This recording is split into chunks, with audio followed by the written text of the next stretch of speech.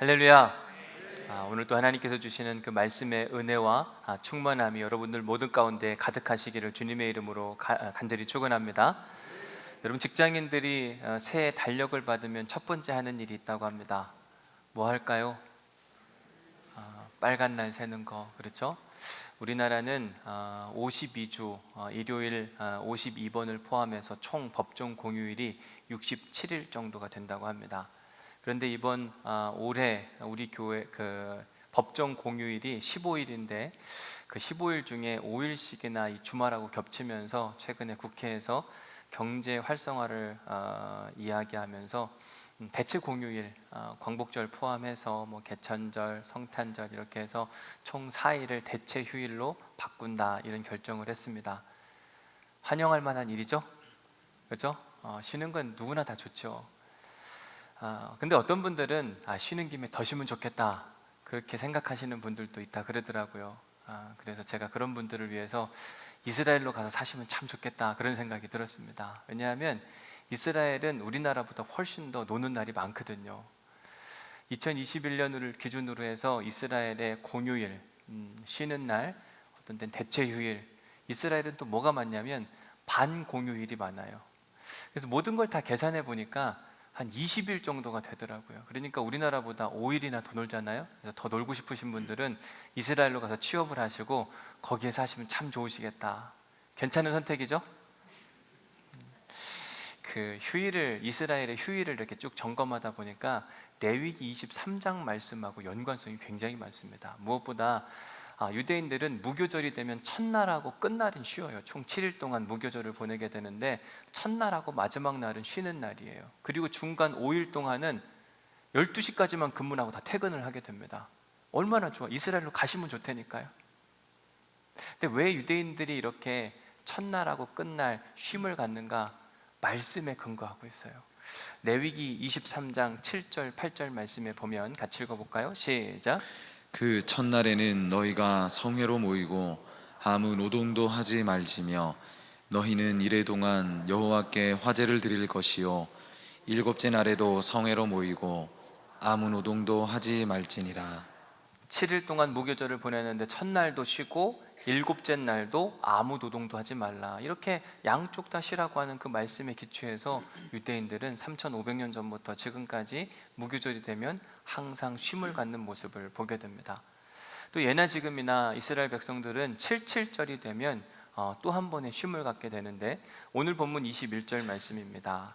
이날에 너희는 너희 중에 성회를 공포하고 어떤 노동도 하지 말지니 쉬어야 된다고 이야기를 하는 거죠. 그 외에도 레위기 23장 24절 25절 이스라엘 자손에게 말하여 이르라. 일곱째 달 곧 그 달 첫째 날은 너희에게 쉬는 날이 될지니.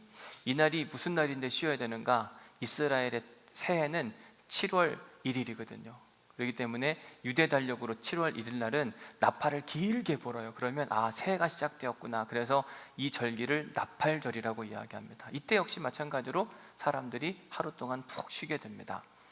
그리고 우리가 이야기하는 속죄일이라고 이야기하는 대속죄일도 쉬게 되는데 레위기 23장 28절 말씀입니다. 같이 읽어볼게요. 시작.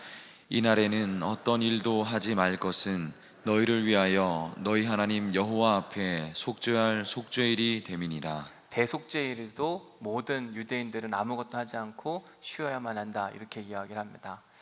또 레위기에 등장한 23장에 등장하는 맨 마지막 절기는 초막절인데 이 초막절 절기에도 첫날은 쉬라고 이야기합니다.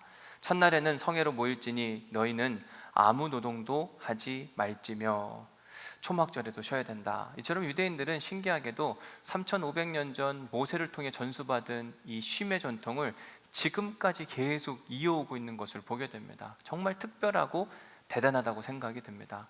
여러분, 어떤 일을 3500년 동안 계속 해온다, 이게 결코 쉽지 않은 일일 텐데 유대인들은 이 전통을 계속해서 지켜오고 있습니다. 오늘은 유대인들이 3500년 동안 지켜왔던 절기들, 레위기 23장이 그 절기들을 다 포함하고 있거든요. 그래서 오늘은 이 레위기 23장 말씀을 통해서 이스라엘의 절기가 어떤 의미를 갖고 있는지, 무엇을 했는지를 자세히 살펴보도록 하겠습니다. 여러분, 유대인들의 절기 그러면 가장 먼저 생각나는 절기가 뭐가 있을까요? 앞에 이미 다 나와 있네요, 그죠? 유월절 절기 또 무교절도 있고 초실절, 칠칠절, 나팔절, 속죄일, 초막절 대표적으로 이렇게 6가지의 절기들에 대해서 이야기를 하는데 23장 레위기 23장 안에 다 담겨져 있는 거예요. 그래서 이스라엘의 절기가 궁금하면 이 레위기 23장을 읽어보면 자세히 알 수 있습니다. 특별히 오늘은 맥주 감사 주일이잖아요. 그래서 이 6가지의 절기들 중에 77절에 대한 이야기를 집중적으로 살펴보도록 하겠습니다. 오늘 본문 15절 16절 말씀 읽어봅니다. 시작. 안식일 이튿날 곧 너희가 요제로 곡식단을 가져온 날부터 세어서 7 안식일에 수효를 채우고 7 안식일 이튿날까지 합하여 50일을 계수하여 새 소제를 여호와께 드리되. 우리나라도 그렇지만 음력을 사용하던 공동체는 농사짓는 일들과 달력이 무척 연관성이 많습니다. 고대 유대인들도 농사를 대부분 다 지었기 때문에 그들도 음력을 사용했어요. 그들은 그 음력을 유대력이라 표현하고 자기들 나름대로 계산하는 법이 있었습니다. 그래서 유대력에 따르면 1월부터 6월까지는 건기라고 이야기를 합니다. 이때에는 비가 오질 않습니다. 거의 안 오는 게 아니라 아예 안 와요. 계속 그냥 메마른 상태로 쭉 가게 됩니다. 반대로 7월부터 12월까지, 이건 우리 달력이 아니라 유대 달력을 이야기하는 겁니다. 그때는 우기라고 이야기하는데 이때는 수시로 계속 비가 내립니다. 이것이 이스라엘만 가지고 있는 아주 독특한 계절 구조인데 건기와 우기가 뚜렷하게 구분되어 사용되는 것을 보게 됩니다. 이 건기와 우기를 우리나라 달력으로 환산해서 보면 우기는 보통 10월 달부터 3월 달까지 이루어지고 건기는 4월 달부터 9월 달까지 이루어지는 것을 보게 됩니다. 그래서 일반적으로 10월쯤이 되면 처음으로 비가 내리는데 그건 성경이 뭐라고 이야기하냐면 이른비라 이렇게 표현을 합니다. 이른비가 내리면 땅이 촉촉해지잖아요. 그러면 뭔가 씨앗을 파종할 수 있게 되는데 11월에 파종하는 씨앗이 뭐냐면 바로 보리예요. 그래서 11월에 씨앗을 파종해서 수확은 언제 하는가? 6월절쯤에서 합니다. 6월절은 언제지요? 몇 월 달쯤에 6월절이 시작되는 겁니까? 우리나라 지금 달력으로 하면 보통 부활절과 고난주간 그때가 이제 6월절이거든요. 보통 부활절 언제죠? 4월, 그러니까 3월 말이나 4월쯤 해가지고 이제 보리 추수를 하는 게 되는 겁니다. 그래서 레위기 23장 9절 10절 말씀에 보면 그 이야기가 나오는데 여호와께서 모세에게 말씀하여 이르시되 이스라엘 자손에게 말하여 이르라 너희는 내가 너희에게 주는 땅에 들어가서 너희의 곡물을 거둘 때에 너희의 곡물의 첫 이삭 한 단을 제사장에게 가져갈 것이요 11월에 보리를 심어요. 그리고 기다렸다가 4월 초쯤 돼가지고 이제 보리 이삭을 탁 베는 겁니다. 그러면 그 첫 이삭을 누구한테 가져가요? 제사장한테 가져가는 겁니다. 그러면 그 제사장이 그걸 가지고 어떻게 하는가? 23장 11절 말씀 시작. 제사장은 너희를 위하여 그 단을 여호와 앞에 기쁘게 받으심이 되도록 흔들되 안식일 이튿날에 흔들 것이며. 사람들이 이 첫 이삭을 제사장한테 가져오면은요 한 단, 이게 단이라고 칩시다. 한 단을 가지고 하나님 앞에 흔들어 드리면서 이걸 우리가 요제라고 이야기하잖아요. 흔들어 드리면서 하나님, 여기 하나님께서 우리에게 선물하신 귀한 믿음의 이 보리단이 있습니다. 고맙습니다. 감사합니다. 라고 하면서 감사의 절기를 보낸 그 시기가 있는데 그걸 우리가 뭐라고 이야기하냐면 초실절이라고 이야기합니다. 초실절을 한자로 살펴보면 처음 초자에 열매실자, 마디절자를 쓰게 됩니다. 그러니까 처음 익은 열매를 얻어서 하나님께 감사를 드리는 절기를 우리는 초실절이라고 이야기를 하게 돼요. 유대인들은 그때 함께 다 한자리에 모여서 하나님께 감사와 큰 축제의 시간을 보내게 됩니다. 유대인들이 이렇게 감사의 제사를 드리는 또 다른 절기가, 첫 번째는 보리 이삭을 첫 번째로 배웠을 때 감사 제사를 드리고 또 다르게 하나님께 제사를 드릴 때가 있었는데 그건 뭐냐면 칠칠절이라고 하는 절기예요. 초실절은 보리와 관련된 거고요. 칠칠절은 뭐하고 관련된 걸까요? 이스라엘에는 두 가지의 중요한 주식이 있었거든요. 하나는 보리고 하나는 밀이었어요. 그러면 초실절은 보리하고 연결된 거면 77절은 뭐하고 연결된 건가요? 밀하고 연결된 거예요. 자, 그 이야기가 이제 오늘 본문부터 등장하게 되는데 15절 말씀 같이 다시 한번 읽어볼까요? 시작. 안식일 이튿날 곧 너희가 요제로 곡식단을 가져온 날부터 세어서 7 안식일에 수효를 채우고. 자, 기준이 언제냐면요, 초실절이에요. 보리를 첫 번째 베고 난 다음에 7안식일을 세라고 이야기합니다. 7안식일을 세라는 말, 안식일은 총 7일을 일주일 기준으로 했을 때 맨 끝날을 이야기하잖아요. 그래서 계산을 해보면 7일 곱하기 7주 이렇게 하니까 며칠이 되냐면 49일이 되는 겁니다. 그럼 성경에 보면 그 이튿날까지 포함하라고 되어 있으니까 총 50일이라고 이야기해서 신약 성경에서는 이 표현을 다른 표현으로 해서 오순절이라 이렇게 이야기하기도 하는 겁니다. 이처럼 이스라엘 백성들은 초실절이 있고 첫 보리 이삭을 추수한 다음에 50일이 지나면 밀 이삭을 베면서 77절 절기를 지키게 되는데, 우리가 지금 지키고 있는 맥추감사주일이 바로 이 77절 절기를 지칭하는 겁니다. 이미 말씀드린 대로 이 절기는 밀하고 연관되어 있는데, 밀은 보통 언제 파종을 하게 되냐면, 보리는 몇 월 달에 파종한다고 말씀드렸죠? 11월. 밀은 한 달 뒤로 미루는 거예요. 12월에 파종을 해서 5월 말이나 6월 중순경쯤까지 이제 밀 추수를 이제 막 하게 되는 겁니다. 이때 유대인들은 초실절 때 했던 것도 마찬가지로 77절 때 똑같이 밀이 있으면 밀 이삭을 대잖아요. 낫을 대잖아요. 그러면 이걸 베와가지고 제사장한테 갖다 주면 이걸 다시 흔들어서 하나님께 제사를 드리면서 큰 감사의 축제를 보냈는데, 이걸 뭐라고 하냐면 77절이라고 하는 거예요. 초실절, 77절 사실 어렵죠? 이해가 되세요? 뭐가 어떻게 되는지? 그래서 제가 표를 한번 만들어 봤습니다. 이 표를 보면 조금은 이해하기가 쉽지 않을까. 이스라엘에는 두 가지 대표적인 농작물이 있는데, 하나는 밀과 보리라고 이야기하는 건데, 우기 때, 우기가 이제 막 이른비가 끝나고 나면 파종을 하는데 뭐부터 심냐면 보리부터 심고 그 다음에 밀을 심는 겁니다. 그래서 보리를 심어가지고 첫 번째 추수해서 낫을 댔을 때 그 절기를 지키는 걸 초실절이라고 이야기하고, 밀을 파종하고 그걸 첫 번째로 수확한 절기를 축하하는 자리가 77절이라 이렇게 이야기를 하는 겁니다. 이제 이해가 좀 되시죠? 자, 그런데 사실은 뭐 초실절이 언제냐, 77절이 언제냐, 이것보다 더 중요한 건 이 절기에 이스라엘 백성들은 어떤 행동과 어떤 믿음의 고백이 있었느냐가 훨씬 더 중요하거든요.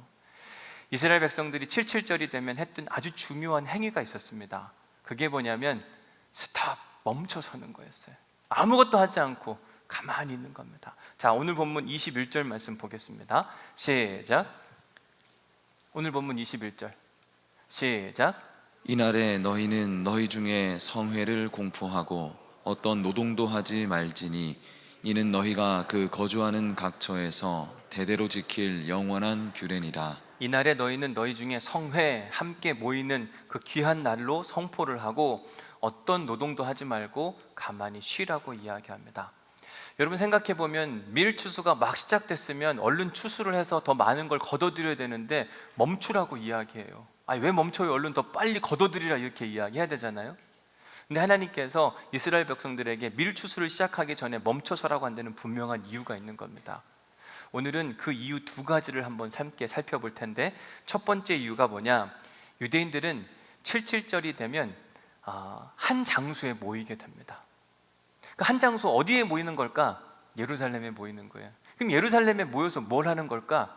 그들은요, 예루살렘에 모여서 하나님께 제사를 드리는 겁니다.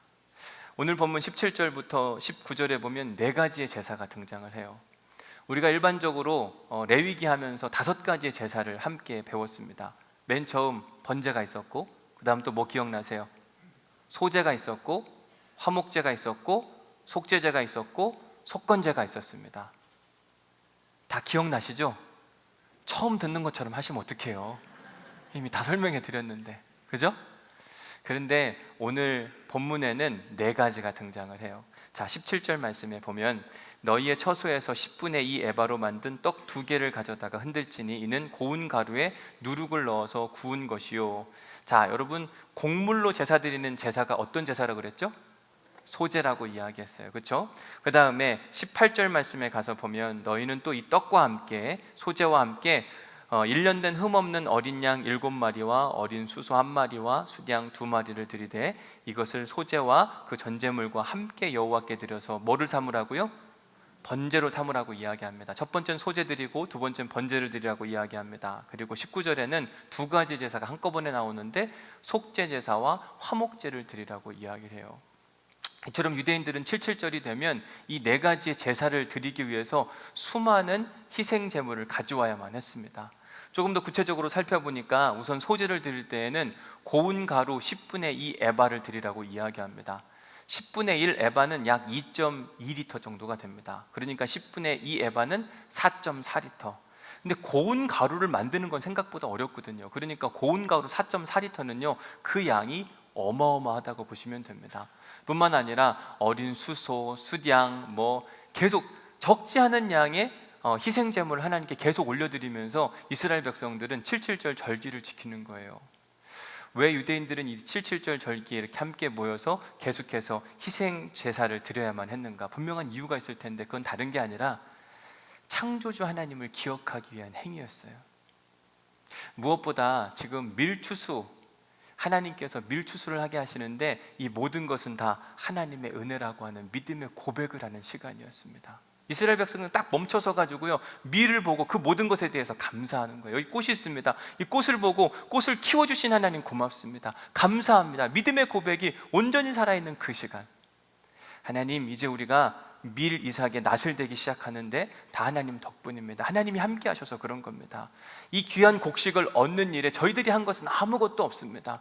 모든 것이 하나님의 은혜요, 모든 것이 다 하나님의 역사하심 덕분입니다. 혹여나 저희들 안에 밀추수를 하면서 교만한 마음이 찾아오지 않게 하여 주옵소서. 어느 때는 내가 열심히 이렇게 일을 했으니까 이렇게 얻는 거지라는 생각이 들 수도 있잖아요.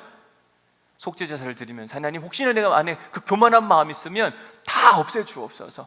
오직 하나님께만 이 모든 영광을 돌려드리게 하여 주옵시고, 그리고 형제들 앞과 하나님 앞에서도 부끄럽지 않은 화목한 인생을 살게 하여 주옵소서. 그러면서 화목제사를 드리는 겁니다.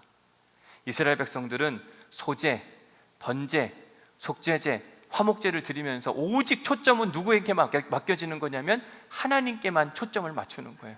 다 주님이 하셨습니다. 농사를 짓는 사람들한테 추수라고 하는 건 어떤 의미냐? 여러분, 농사는요 내가 열심히 해야 되기도 하지만 하늘이 도와주셔야 되거든요.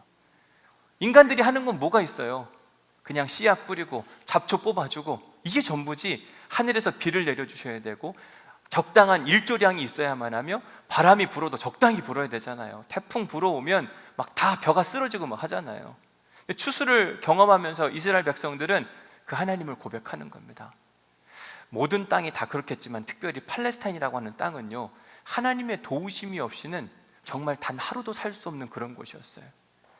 젖과 꿀이 흐르는 땅이라고 말은 했지만 하나님이 도와주셔야만 그 땅은 젖과 꿀이 흐르는 땅이지, 하나님이 안 도와주시면 거기는 피폐한 땅, 절망의 땅. 열왕기상 18장 2절에 보면 이런 이야기가 있습니다. 같이 읽어볼까요? 시작. 엘리야가 아합에게 보이려고 가니 그때에 사마리아에 기근이 심하였더라. 이미 말씀드린 대로 유대인들이 살던 가나안 땅은 건기와 우기로 확실히 나누어진다고 말씀을 드렸습니다.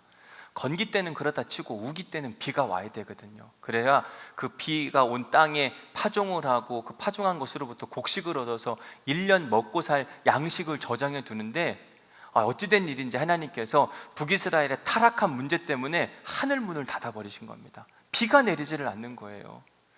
건기가 지나고 우기가 시작되면 비가 와서 거기에 파종을 하고 해야 되는데 1월이 지나도 비가 안 오고 2월이 지나도 비가 안 오는 겁니다. 이때쯤 와야 되는데, 근데 그렇게 하기를 3년 6개월이 지났어요.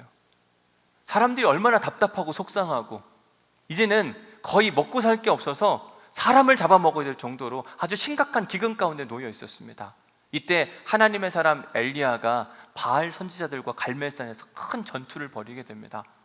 그 전투의 배경에는 비 문제를 해결하기 위한 거예요. 누가 참신인가 한번 대결해 보자. 너희 신이 하늘에서 비를 내리나 우리 신이 하늘에서 비를 내리나 한번 보자. 이 마음을 가지고 담대하게 영적 전투를 하는 겁니다. 누가 이겼죠? 엘리야가 이겨요. 엘리야가 이기자 어떤 일이 벌어졌습니까? 하늘 문이 열리고 비가 내리기 시작했어요. 열왕기상 18장 45절 말씀입니다. 같이 읽어봅니다. 시작. 조금 후에 구름과 바람이 일어나서 하늘이 캄캄해지며 큰 비가 내리는지라. 아합이 마차를 타고 이스라엘로 가니. 이스라엘 백성들은 가나안 땅에 살면서 하나님의 도우심이 얼마나 필요한지를 절실하게 알았습니다. 저도 이스라엘에 가서 살아봤지만 이스라엘이요 비만 내리고 적당하게 하나님이 도와주시면요 이스라엘만큼 살기 좋은 나라가 없어요. 너무 좋은 나라예요. 먹을 것도 풍성하고 참 좋다. 근데 하나님의 도우심이 없고 하늘 문이 닫히기 시작하고 이르기 시작하면은요, 세상 살기 힘든 곳이 어디냐면 이스라엘 땅이에요. 여러분들이 막 가서 휴일 많다고 좋고 막 즐길 수 있는 그런 나라가 아니라니까요. 하나님이 정말 도와주셔야만 한다고 하는 간절한 소망이 있는 거예요. 지난주 큐티 말씀을 보다가 저는 이 말씀 때문에 참 은혜를 많이 받았는데, 출애굽기 33장 3절 말씀이에요. 너희를 적과 꾸르르는 땅에 이르게 하려니와, 그 다음에 뭐라고 이야기하냐면 나는 너희와 함께 올라가지 아니하리니, 하나님이 이스라엘 백성들에게 너희들 가나안 땅까지 내가 인도는 해줄 텐데 너희들과 함께 가지는 않고 난 여기 있을 거야. 이 말을 듣고요, 이스라엘 백성들이 통탄해합니다. 33장 4절 말씀, 백성이 이 준엄한 말씀을 듣고 슬퍼했다. 왜 슬퍼하는가? 여기서 이 슬퍼한 정도가 얼마일까? 이 슬퍼하다고 하는 히브리어를 보면 장례식 났을 때, 내 사랑하는 누군가가 세상을 떠났을 때 펑펑 우는 그 슬퍼함을 이야기해요. 지금 하나님께서 가나안 땅에 입성은 시키겠는데 너희들과 함께 가지 않겠다라고 이야기했을 때, 이스라엘 백성들은 누군가, 마치 내 사랑하는 누군가가 죽은 것처럼 식음을 전폐하고 펑펑 우는 모습을 보입니다. 왜? 하나님의 도우심이 없이는 자기들이 그곳에서 살 수 없음을 이들도 분명히 알았기 때문에 하나님 같이 가주셔야만 합니다. 함께 해주셔야만 합니다. 이스라엘 백성들은 3,500년 동안 여러 가지 절기를 지켰습니다. 7.7절, 6월절, 초실절, 나팔절, 속죄일, 초막절, 이 절기들을 지키면서 그들이 했던 일이 뭐냐면 하나님을 기억하는 거예요. 우리가 믿는 하나님이 누구이신가? 그 하나님, 우리와 영원히 함께하여 주옵소서. 이 간절한 고백을 매 절기마다 하는 겁니다. 이스라엘 백성들이 6월절 무교절을 지킬 때에는요, 그들이 출애굽하게 하신 그 하나님의 역사를 기억하는 거예요. 하나님 맞아요, 고통 중에서 우리를 구원해 주셨죠. 그 하나님을 기억하고 찬양합니다. 우리와 영원히 함께 하시고 우리를 고통 중에서 다시 한번 건져내 주옵소서. 이 믿음의 고백을 하면서 그들은 6월절과 무교절을 지켰습니다.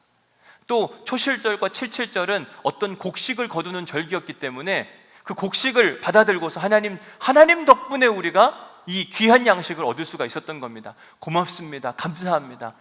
하나님을 기억하고 하나님을 찬양하면서 계속해서 우리와 함께 해달라.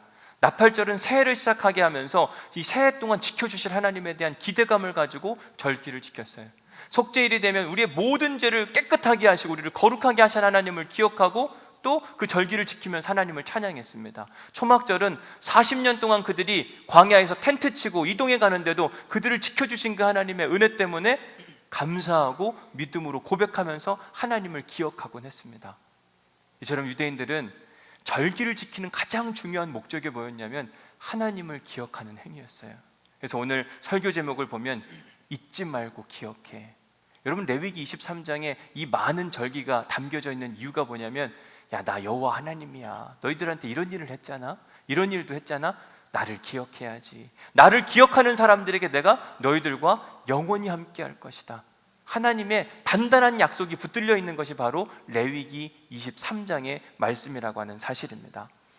우리가 맥주감사주일을 이제 보내면서 해야 할 일, 유대인들은 이 맥주감사주일에 우리를 지켜주신 하나님 감사. 그래요, 하나님, 우리가 이제 밀 추수를 하게 될 텐데 하나님께서 이른 비와 늦은 비를 허락하셔서 우리가 밀 파종도 할 수 있었고 밀이 이렇게 쑥쑥 자랄 수도 있었을 뿐만 아니라, 하나님이, 여러분, 밀이 잘 익으려면 우기가 끝나고 건기가 시작되면서 아라비아 반도에서 뜨거운 동풍이 확 계속 불어와야 돼요.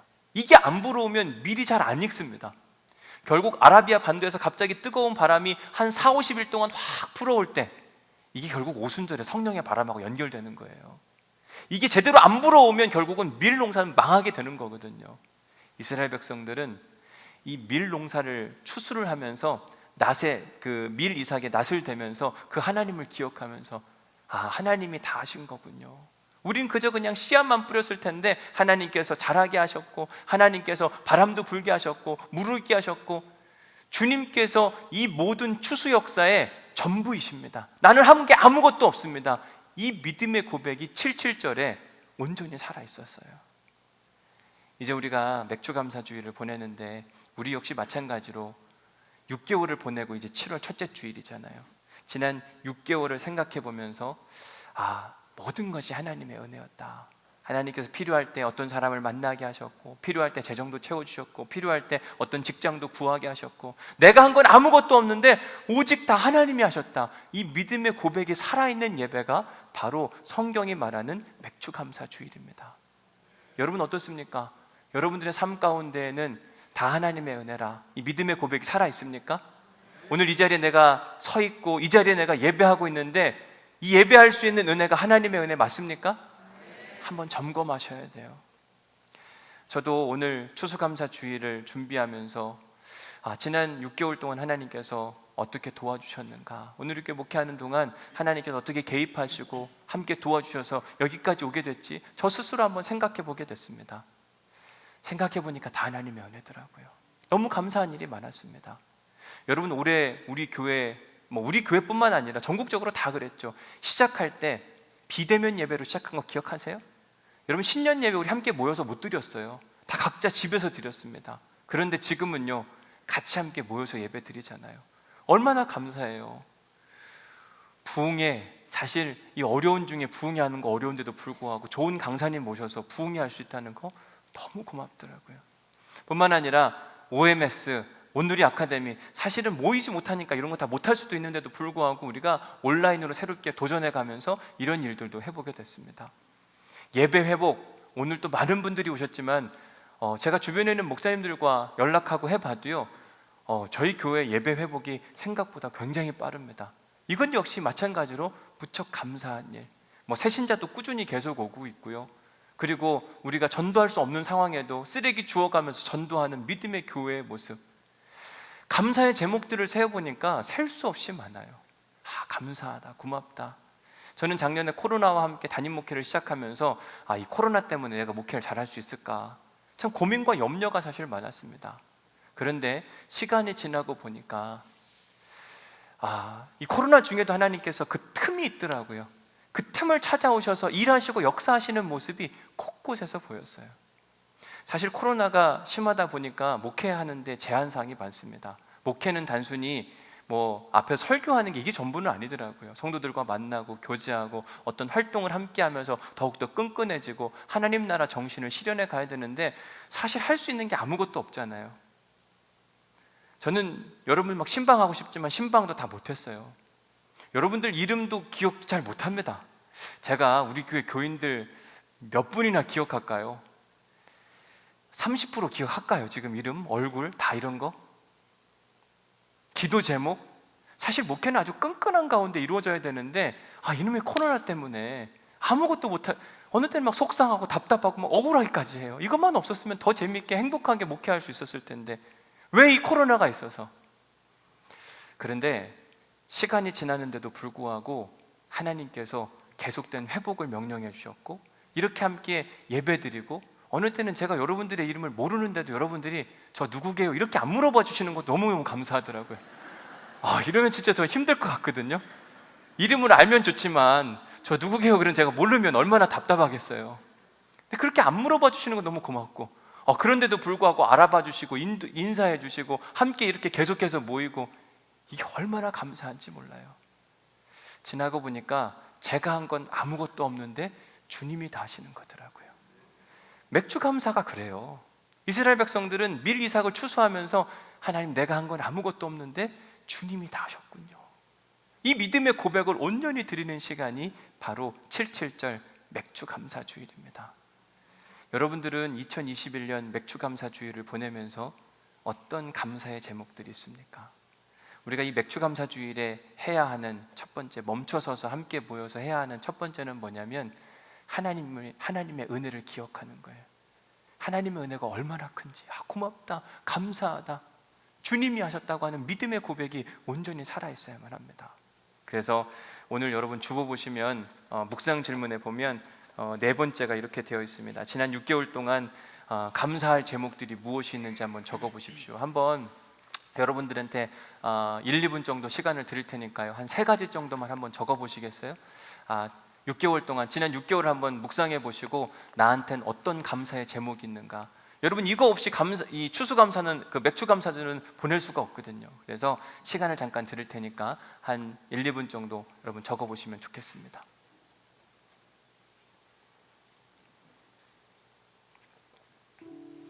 한 3가지 정도만 적어보셔요. 아, 나는 이런 감사가 있습니다. 이런 감사가 있습니다.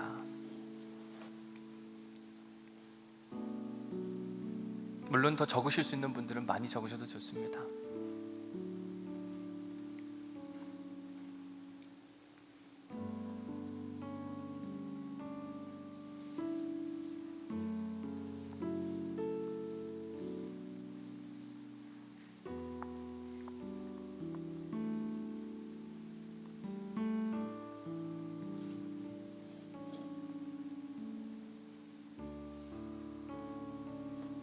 다 적으셔야 돼요. 이거 되게 중요한 거예요. 꼭 적으셔야 돼요.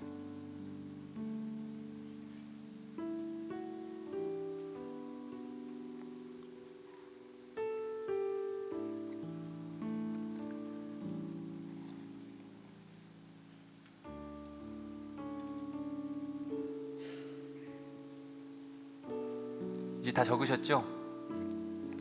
유대인들은요 77절이 되면 자기들이 수확한 첫 밀 이삭을 가지고 제사장한테 가져가서 제사장이 그를 흔들어서 감사의 고백을 했거든요. 이 시간 여러분들한테 적으란 이유가 있어요. 적은 주보를 드셔요. 이렇게 적은 주보를 손에 드시고 이걸 흔들어서 하나님께 감사로 올려드릴 거예요. 하나님, 내게 여기다 이렇게 감사 제목을 적었는데 지난 6개월 동안 지켜주신 하나님 감사 뿐만 아니라 7월부터 12월까지 또 다른 은혜 허락하신 하나님을 믿고 감사, 그런 마음을 가지고 이렇게 고백하면서 흔들기를 소망합니다. 다 하나님의 덕분입니다. 해보셔요. 진짜 믿음을 가지고 다 하나님의 덕분입니다. 다 하나님의 은혜입니다. 다 주님이 하셨습니다. 여러분, 이 고백이 온전히 우리 안에 살아있기를 주님의 이름으로 간절히 축원합니다. 하나님께 계속 이 감사를 올려드리는 게 유대인들이 77절에 했던 중요한 믿음의 행위였거든요. 자, 이제 두 번째 이유 설명해 드리고 설교를 마칠 텐데, 이스라엘 백성들이 멈춰서서 했던 두 번째 일이 뭔가, 우리 신명기 16장 말씀을 함께 보도록 하겠습니다. 신명기 16장 10절부터 11절 말씀 시작. 내 하나님 여호와 앞에 칠칠절을 지키되 내 하나님 여호와께서 내게 복을 주신 대로 내 힘을 헤아려 자원하는 예물을 드리고 너와 내 자녀와 노비와 내 성중에 있는 레위인과 및 너희 중에 있는 객과 고아와 과부가 함께 내 하나님 여호와께서 자기의 이름을 두시려고 택하신 곳에서 내 하나님 여호와 앞에서 즐거워할지니라. 자, 유대인들은 77절이 되면 멈춰서서 함께 모였다고 말씀을 드렸어요. 모여서 뭐 했는가? 여기 보면 내 자녀와 노비와 객과 고아와 과부가 함께 모이라고 이야기를 했고, 그리고 나서 맨 끝에 보니까 여호와 앞에서 즐거워하라 이야기합니다. 자, 객과 고아와 과부와 나그네들, 이런 사람들이 함께 즐거워할 수 있는 이유 뭐냐면 함께 먹고 마실 수가 있었던 거거든요. 근데 그러면 함께 먹고 마실 자원이 필요했잖아요. 뭐라고 이야기하면 이렇게 이야기합니다. 여호와께서 내게 복을 주신 대로 내 힘을 헤아려 자원하는 예물을 드리고, 이스라엘 백성들은 77절이 되면 하나님께 예물을 드렸어요. 근데 뭐라고 표현했냐면 여호와께서 내게 복을 주신 대로 내 힘을 헤아려, 힘을 다해서라고 표현하는 겁니다. 그것도 자원하는 마음으로. 이건 어떤 우월감의 문제가 아니에요. 내가 많이 가졌으니까 가난한 사람들 도와줘야지, 이건 우월감이에요. 이게 아니라요, 난 아무것도 아닌데 하나님이 은혜 베푸셔서 내 손에 이만큼 많이 있네, 섬기자, 사랑하자, 돕자. 그로 인해서 함께 먹고 마심으로 인해서 그 안에 있었던 모든 공동체 일원들, 거기에는 자녀들도 있고 노비들도 있었고 레위인도 있었고 고아, 과부, 어느 누구든 77절이 되면 함께 먹고 마시면서 행복하지 않은 사람이 단 한 사람도 없었던 거예요. 결국 77절에 해야 하는 일 중에 중요한 게 뭐냐면 함께 먹고 마시고 즐기고, 그때는 남녀노소 빈부귀천이 없이 모두가 다 즐겁고 행복한 시간이었어요. 그러면서 유대인들이 꼭 암송하는 말씀이 있었는데 오늘 본문 22절 말씀이에요. 자, 오늘 본문 22절 말씀 함께 읽어봅니다. 시작. 너희 땅에 곡물을 벨 때에 밭 모퉁이까지 다 베지 말며 떨어진 것을 줍지 말고 그것을 가난한 자와 거류민을 위하여 남겨두라. 나는 너희의 하나님 여호와이니라. 이거 어디서 본 것 같지 않으세요? 이거 언제 봤죠? 지난주에 나온 말씀, 건강한 이스라엘 공동체가 되기 위해서는 반드시 이 정신이 살아있어야 된다고 하는데, 유대인들은 77절이 되면 밀 이삭에 낫을 대기 전에 함께 모여서 함께 먹고 마시고 즐길 뿐만 아니라 레위기 19장 9절 10절 말씀을 가슴에 새기는 시간을 가졌습니다. 근데 레위기 19장 9절 10절의 말씀의 핵심은 뭐냐면, 가난한 자와 부유한 자가 함께 먹고 마시고 살 수 있도록 가난한 자들을 위하여 부유한 자들, 좀 있는 자들이 추수할 때 밭 모퉁이를 좀 남겨둬야 된다고 이야기를 하는 거죠. 이거를 먼저 생각하고 추수를 해라, 이렇게 이야기하는 겁니다. 사람이요, 욕심이 많아서 이게 잘 생각이 안 나요. 여기 보면 이렇게 크게 밀밭이 있는데 이걸 베기 시작하는데 사람은 이걸 닥닥 긁어내고 싶지 남겨놓고 싶은 마음이 없는 겁니다. 그런데 추수하기 전에 멈춰서서, 아니야, 하나님 나라 정신이 뭔지 알아? 하나님 나라 정신은 씨를 말리는 문화가 아니라고 말씀드렸죠? 그렇죠? 씨 말리는 문화가 아니라 어떤 신앙이요? 밭 모퉁이 신앙, 남겨두는 신앙이 필요하다. 살다 보면 어떤 사람들은 이런저런 이유 가운데 가난하게 사는 사람, 배고픔 가운데 사는 사람도 있을 텐데 그 사람들 그냥 무시하면 안 된다. 그 사람들도 먹고 살만하도록 반드시 일부는 남겨둬야 된다. 근데 이걸 주지시켜주지 않으면 추수할 때 생각 없이 다 걷어들이거든요. 그러면 누군가는 굶어 죽을 수 있기 때문에, 아니야, 그러면 안 되는 거야. 꼭 기억해야 돼. 이스라엘 백성들한테 멈춰서라고 선택이 아니라 명령을 하셨고, 그리고 레위기 19장 9절 10절 말씀을 마음에 새기면서 이 정신으로 이스라엘 공동체는 건강한 공동체가 이루어져야 된다, 거듭 강조해서 말씀해 주시는 거예요. 이스라엘 백성들이 77절이 되면 멈춰서 했던 두 가지가 있다고 말씀을 드렸습니다. 하나는 하나님께 제사를 드리면서 하나님을 기억한, 하나님이 어떤 분이신지, 하나님 고맙습니다, 당신 덕분입니다. 두 번째, 이스라엘 백성들이 멈춰서 했던 두 번째는 뭐냐면, 가난한 사람들과 함께 먹고 마시면서 그들을 위한 일부의 밭 모퉁이 신앙을 반드시 기억하고 추수를 해야 된다. 이걸 가르쳐주기 위한 것이 멈춰섬의 이유입니다. 우리가 2021년 주일날 멈춰서서 오늘 우리 교회 와서 함께 예배를 드리면서 해야 되는 두 가지. 첫 번째, 하나님께, 여러분 했죠? 흔들어 드렸잖아요. 하나님, 내게 감사가, 이런 감사가 있고 저런 감사가 있고 더 큰 감사가 찾아오게 하여 주옵소서. 그죠?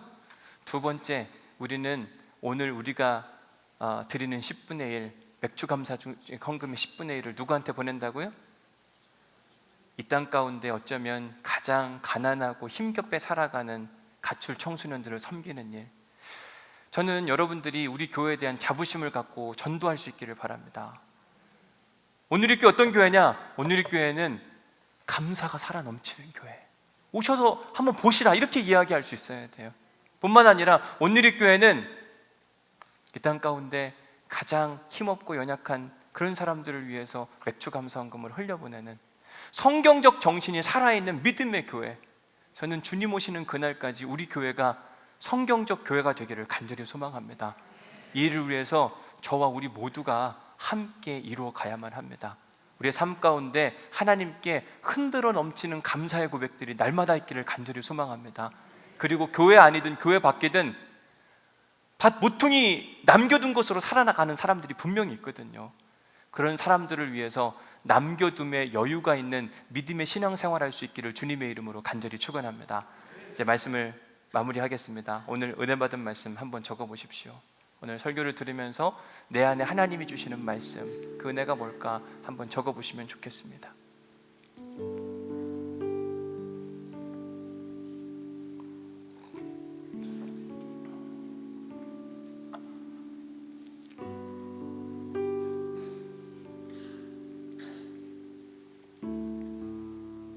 은혜 받은 말씀 잘 적어보십시오.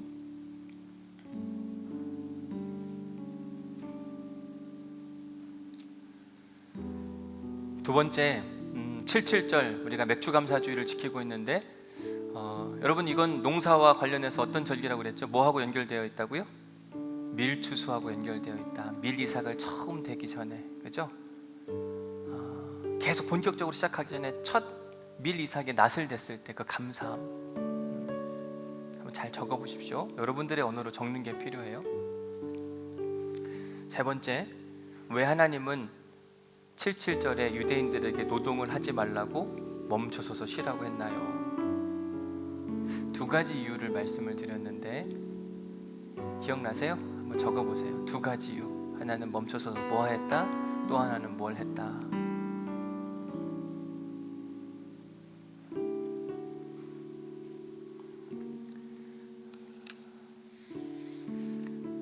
네 번째 질문은 이미 여러분들이 적으셨어요. 지난 6개월 동안 감사할 제목들. 집에 가서 한번 더 많이 생각해 보시고, 감사가 많으면 많을수록 좋습니다.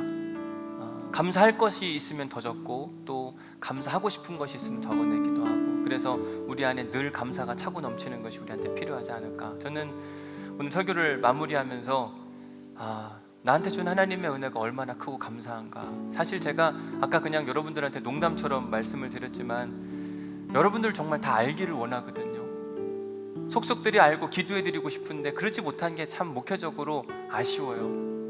제 개인적으로 평가했을 때 나는 목회 점수가 몇 점일까? 50점 이하일 것 같아요. 왜냐하면 담임 목사가 성도를 너무 모르니까 이게 참 너무 아쉽고 안타깝고 속상한 거예요. 근데 놀라운 사실은 그럼에도 불구하고 하나님이 은혜를 주셔서 이렇게 많은 분들이 함께 와서 예배드린다는 게 저는 상상이 잘 안 가요. 참 은혜다, 감사하다. 저한테 여러분들은 은혜고 보물이고 선물이라고 생각이 듭니다. 다시 한번 감사하다는 인사를 드리고 싶고, 또 이 모든 은혜를 허락하신 하나님께 모든 영광을 돌려드리고 싶습니다. 저는 이 찬양을 여러분들과 함께 나누고 싶은데, 하나님의 은혜, 나를 지으신 분도, 나를 우리 오누리교회 가운데 보내신 분도, 부족한데 계속 이렇게 목회하게 하시는 분도 다 하나님의 은혜구나. 너무 고맙습니다. 아마 여러분들의 고백도 마찬가지라고 생각이 듭니다. 내가 부족한데 가정을 이루게 하셨고, 내가 연약한데 직장을 다니게 하시고, 이게 다 하나님의 은혜구나. 고맙습니다. 감사합니다. 이런 마음을 담아서, 하나님 지난 6개월도 지켜주신 하나님 감사한데 앞으로의 6개월도 2021년 남은 6개월도 주님의 은혜 가운데 살게 하여 주옵소서. 이런 믿음의 고백과 함께 이 찬양을 주님께 올려드리도록 하겠습니다.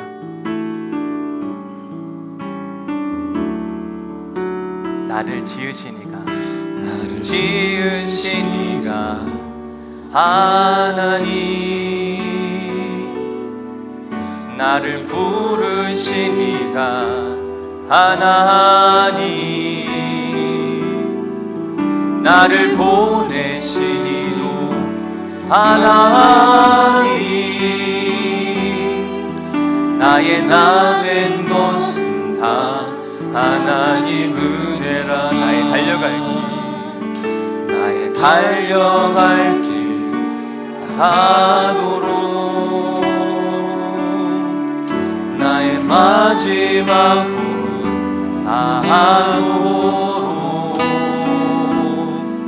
나로 그 십자가 품게 하시니, 나의 나 된 것은 다 하나님 은혜라.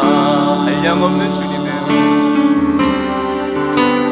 한량없는 은혜,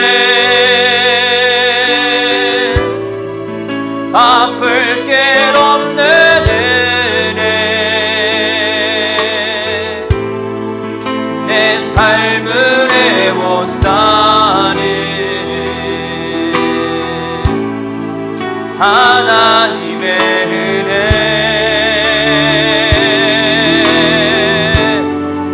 나 주저함 없이 이 땅을 밟음도 나를 붙드시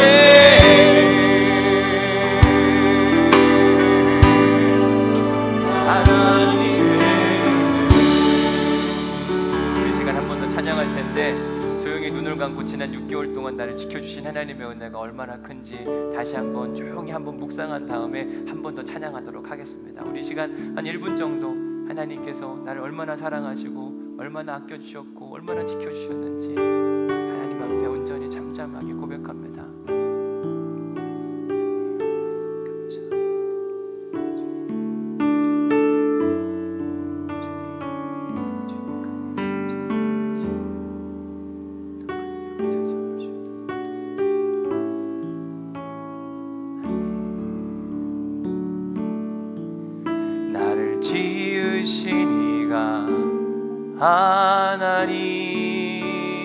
하나님 나를 부르시니가 하나님 나를 보내시니도 하나님 나의 나 된 것은 다 하나님 은혜라. 나의 달려갈 길 나의 달려갈 길 나가도록 나의 마지막 꿈 다하도록 나로 그 십자가 품게 하시니 나의 나 된 것. 우리 다 함께 자리에서 일어나셔서 한량없으신 하나님을 찬양합시다.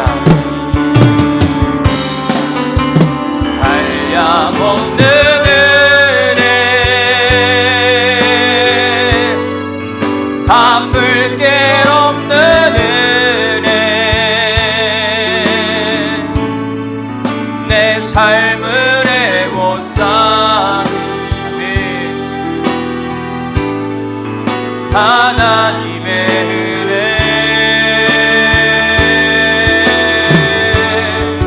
나 주저함 없이 이 땅을 갈고도 나를 붙드시. 우리 한 번 더 힘있게 찬양합시다. 하나님 모든 것이 하나님의 은혜입니다. 한량없는 주님의 그 은혜 한량없는 은혜 갚을 게 없는 은혜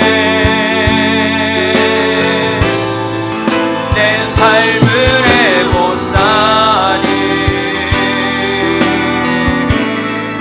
하나님의 은혜